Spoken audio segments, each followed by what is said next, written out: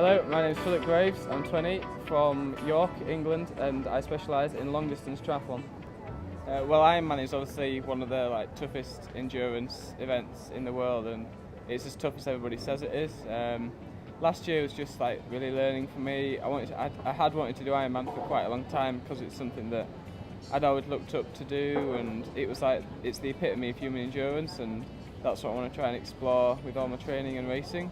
So I was just really enthusiastic just to see what I could do, and after doing a few halves I just was really eager to have a crack at it and just see what would happen really.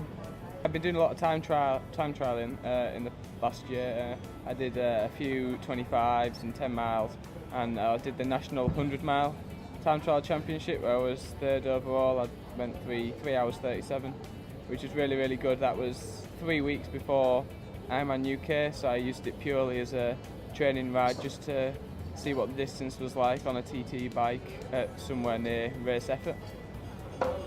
In winning Ironman UK, I was the youngest ever Ironman champion in the 30-year history of the sport, which is something going into the race I knew that if I won that I'd get that title, so that just pushed me on further to try and win and get the race result in the bag. Well, there was me and Stephen Bayliss. I knew Steve was my main competition there because he's obviously a really seasoned Ironman athlete, and he'd won Ironman UK a couple of times before.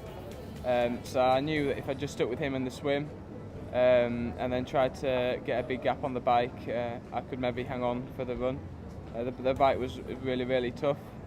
I think I rode about 4 hours 57, which is really slow for an Ironman course, but it was so hilly and rolling, and the road surfaces weren't that good.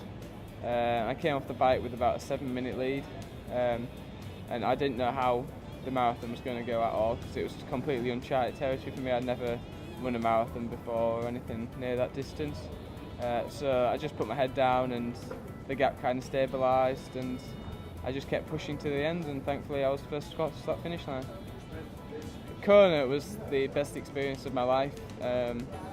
Just been out there with all the athletes, and I went out two weeks before to acclimatise, and my whole season since Ironman UK had really been focused on Kona and trying to, well, not really do well, but just gain as much experience as possible. And I wanted to try and race Kona in the way that I'd race it in the future, because I know my running at the moment isn't so strong, so I'd have to make a move on the bike. So I just wanted to know what that felt like, how fast they swam, how fast they rode, and how fast they ran, and just mix it up with all the people that I'd looked up and seen as role models for the past 5 years. I just wanted to race them and see where I compared really.